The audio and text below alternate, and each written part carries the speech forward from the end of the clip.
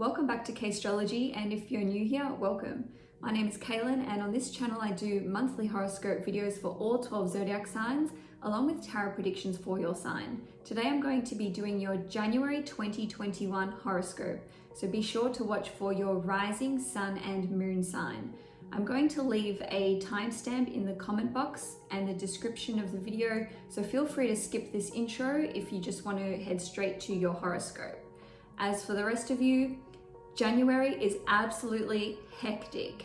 We have squares from Mars, Uranus, Saturn and Jupiter going every which way. This is going to heavily activate two of your houses in particular, and of course it will change for each sign. And we also have Mercury going into retrograde at the end of the month. As per usual with Mercury retrogrades, we always have a 2-week pre-shadow period. So for the first couple of weeks in January, you'll have a bit of a breather, you could say, but this is really the calm before the storm, because come 13th of January, everything is going to go haywire, and there's going to be so much change and such a upswing or uptake in energy. And every sign of course is going to feel it differently, but the ones who will be affected the most will be Taurus, Aquarius, Leo and Scorpio. Without further ado, let's dive straight in. Hi Cancer, Sun, Moon and Risings, welcome to your January 2021 horoscope. The month starts off with Mars entering the sign of Taurus in your 11th house, where it will remain for about 3 months. With Mars here, you'll be taking a lot of action towards your long-term goals and aspirations.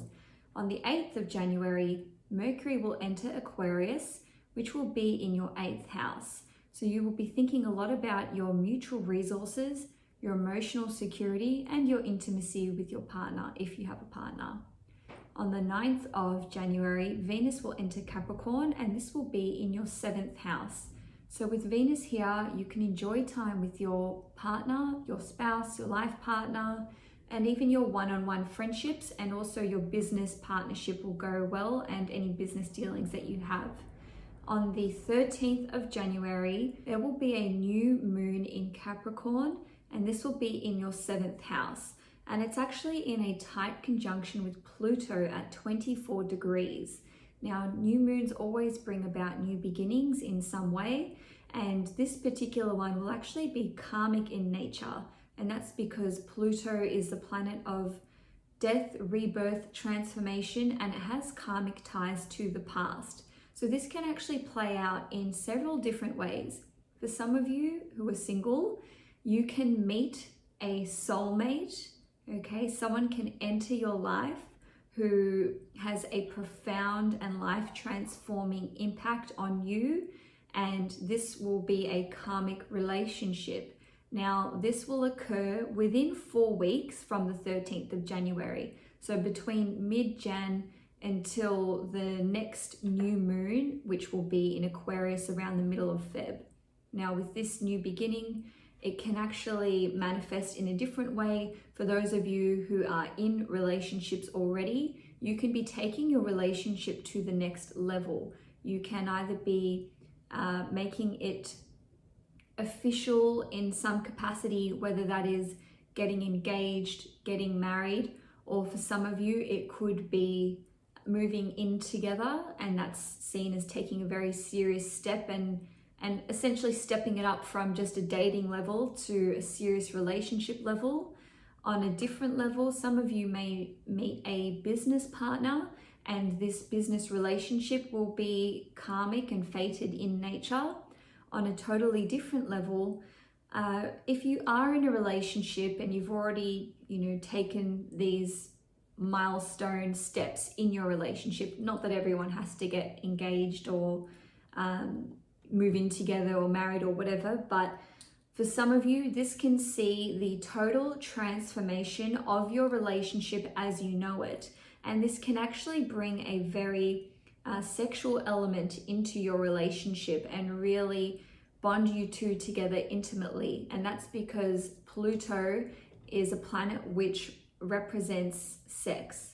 And on a different level, for some of you, this can be a relationship which has run its course, and this really isn't for everyone. You know, this new beginning will apply to different Cancerians in different ways.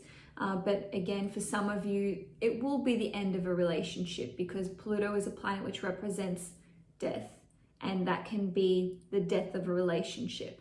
Now, for others of you, this can be a new investment with a partner, all right? So you and your business partner, or you and your intimate partner or spouse, can be taking on some kind of investment together, or even a business proposition. You could actually be going into business with your intimate partner or with your spouse. Now, also on the 13th of January, we have Mars in Taurus in your 11th house, squaring Saturn in Aquarius in your 8th house. Now, this can play out in a number of different ways. Mars is the planet of action. It's how we take action and where we take action. So with Mars transiting your 11th house of long-term goals, aspirations, gains, the salary that you make, and also friendship, squaring the house of emotional security, intimacy, mutual resources, and deep-seated psychological traumas and issues, this can really, it can manifest in so many different ways. But I'll go through a few different scenarios, because each Cancerian will be affected differently, and that's dependent on your natal birth chart.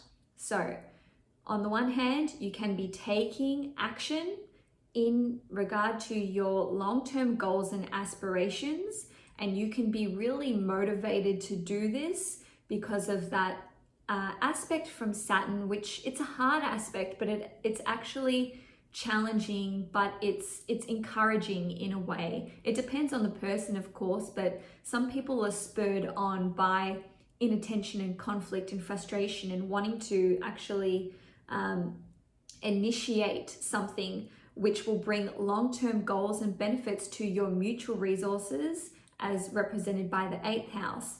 Now, on a different level, you can actually have a disagreement with someone in your wider network, or even your friendship circle, or an older sibling, which triggers a deep-seated emotional issue. So with Saturn in the 8th house, it holds onto things for a long time, and it kind of stabilizes it and gives it a solid foundation, even if you should really be letting go of this pain and this trauma. Mars here to Saturn is like your friend or your sibling really putting a knife into that deep-seated issue that others either didn't realize was a trigger point for you, or this could actually dredge something up, because Mars, it rules sharp instruments and objects, and with Saturn, it's things that are buried and in the ground, which have been there for a long time. So in a way, if you feel really triggered by what someone has said to you, try to see it as an opportunity to heal rather than an obstacle or a challenge, because this is really like piercing the veil on whatever issue you have that you didn't even realize that you had, which might actually be holding you back. So it's dismantling that emotional insecurity in some kind of way. Now, on another level, you working really hard on your goals and long-term dreams and ambitions can be really grounding for you, emotionally speaking, because the 8th house, as I mentioned, rules your emotional security, and Saturn is a really grounding force. So this inattention and frustration, which is causing you to work super hard on your long-term goals, can actually really root you and ground you in this emotional security, especially if you feel like you are now contributing to your mutual resources with your business partner or your spouse or your life partner. Now, this can play out as deep research into the occult or spirituality, and you can actually reach a really large audience on your platform, because Saturn represents deep research, which you do over a long time, and the 11th house rules the internet, social networks, and networks of all kinds. So this mastery of some area of pertaining to the eighth house. So it could be the occult, spirituality, psychology, dealing with other people's money, or even being a surgeon or working in the emergency services field could see you being able to actually share your expertise with a large group or network in a way which is pragmatic and actually inspires other people to take action when it comes to their goals, dreams, and ambitions. Now, on the 14th of January, we have Uranus being direct in Taurus in your 11th house, and this is immediately followed by Jupiter in Aquarius in the 8th house, squaring Uranus in the 11th house, and that's occurring on the 18th of January.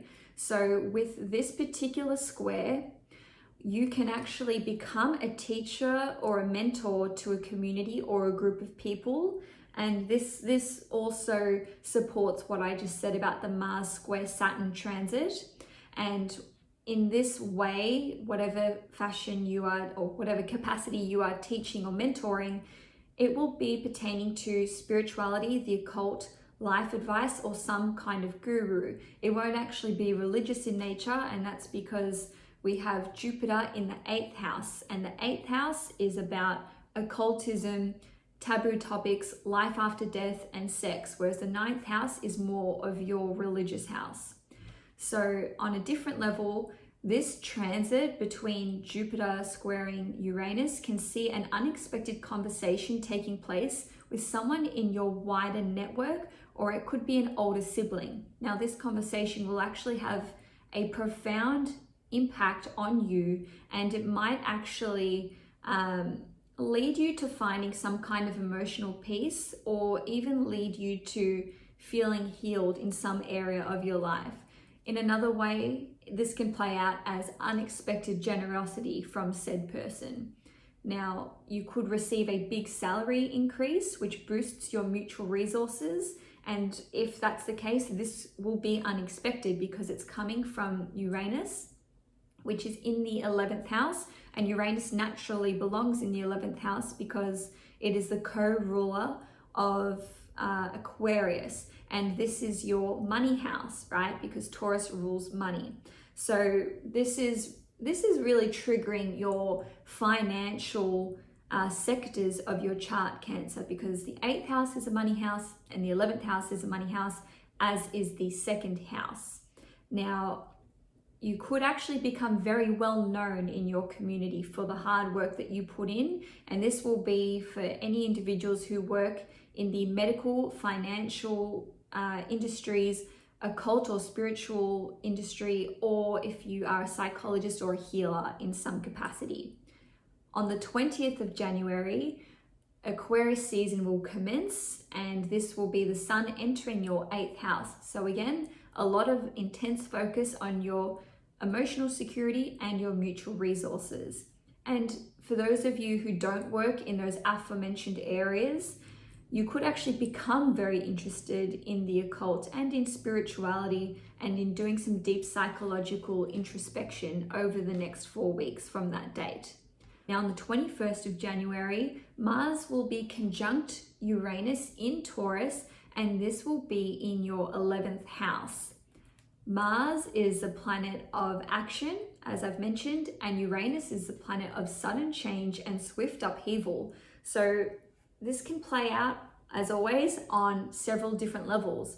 Some of you will have an unexpected departure from a community or organization that you are a part of and that you have been a part of for quite a long time. Now, others of you will actually abruptly leave your work or have a career change. And this can either be triggered by events that are outside your control, or it can be due to a desire to basically go it alone, follow your own creativity, launch your own business or pursue your own business. And for others of you, it can be due to responsibilities with your children. Now, this can also play out as an unexpected end of a friendship, with a friendship circle at large, or you can simply have an argument with a friend or with a group of friends. It doesn't have to be the end. It's either a friendship which ends unexpectedly or an unexpected argument that breaks out and you're like, what the hell, where did this come from? And this could also be with an older sibling as well, if not with a friend. And on another level, you can see a huge change in your salary because the 11th house rules your salary and your gains. Now, on the 23rd of January, Mars in Taurus will be squaring Jupiter in Aquarius. So as I mentioned, your 8th house is heavily triggered, as is your 2nd house. So for you, Cancer, if you have a look behind me here, we've got Taurus and Aquarius. All right, so if this is your 1st house, this is your 11th, and this is your 8th. So all of your energy is going from Taurus to Aquarius. It's conjuncting and squaring and just wreaking havoc in these areas, but it's not actually a bad thing. You know, any changes which come into your life are ones that need to occur. For Cancerians, being a cardinal sign, meaning that you are entrepreneurial and initiating and you're very proactive, these changes might be welcome for you and quite exciting because you're ready to embark on something new. Now, with this square between Mars and Aquarius, your efforts represented by Mars regarding your long-term goals and dreams represented by the 11th house see you reap the rewards, and that goes to your 8th house of mutual resources. So your life partner, spouse, or your business partner really benefits from these efforts that you have put into your long-term goals. And with the timing of when you can see this return, it's quite hard to say because Uranus is extremely unpredictable, and often when transits hit with Uranus, especially if it's to the degree, and for you guys, this is going to be, I mean, for everyone, the degree is 7 degrees, okay? So if you are a Cancer, Sun, Moon, or Rising, and you have your Sun, Moon, or Rising at 7 degrees exactly, then this change can be like instantaneous. Now, this will also affect anyone around the 3 degree mark through to 11 degrees. So again, the timing is extremely hard to predict, but if I had to hedge my bets, being a Taurus, I'm going to give you the long-term view, which would be within 3 months. And the reason that I say that is because Mars is in Taurus for 3 months, and also Taurus is the slowest moving zodiac sign. So anywhere between let's say, you know, mid-Jan or a week before this transit through to sort of middle March, end of March. Now, on another level, you and a friend or an older sibling or siblings could have an argument or a disagreement as a result of your differing worldviews. And on a totally different level, you can actually help a friend or an older sibling, and your generosity with them can actually see them be motivated to take inspired action in their life. So you can see, Cancer, that, you know, all transits can play out very, very differently. I do offer personalized astrology chart readings. If you want to head to castrology.com, I'll leave a link in the description below. But nearing the end of this transit report, on the 29th of January, we have a full moon in Leo at 8 degrees, and this is in your 2nd house, okay? So Leo in the 2nd house, that's where the full moon is, and it will actually be opposite Aquarius, Saturn in Aquarius at 4 degrees, and Jupiter in Aquarius at 9 degrees. So this can see you actually master a new stream of financial income, which you do through your own efforts, because full moons bring about completion, coming full circle, and the close of a chapter. On a different level, you may achieve a financial goal, This can also result in you having a newfound sense of self-value and acceptance of yourself, because the second house rules anything that we value. And as a result of this can impact your sense of emotional security as represented by the 8th house, where that opposition is taking place. And lastly, you may see an inheritance, the final decision regarding an inheritance take place. And that's because Saturn rules court cases. The full moon sees the culmination and the end to things. And this is all happening in your 8th house, which is where that inheritance is coming from. And with Jupiter, it can actually be quite a significant one at that. Now, what I will say for this inheritance is, if it applies to you, you're not actually going to see it straight away. And I don't think you will see it within 4 weeks of this full moon. And that's because you've had the great conjunction between Saturn and Jupiter in Aquarius in the 8th house. And as I said earlier in this video, well, I hope I said, because I intended to, there may be a little bit of a struggle in relation to acquiring those funds from the inheritance. Lastly, on the 31st of January, Mercury will retrograde in Aquarius. This will be in your 8th house. And again, this is where we can see that effort come into place with trying to acquire those funds. But I'm going to go into a huge amount of detail about how this will affect you in my February 2021 horoscope next month.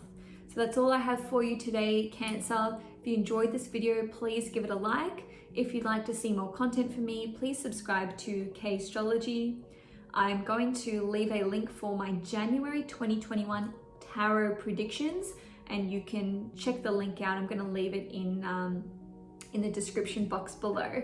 So Cancer, enjoy January, and I will see you next month.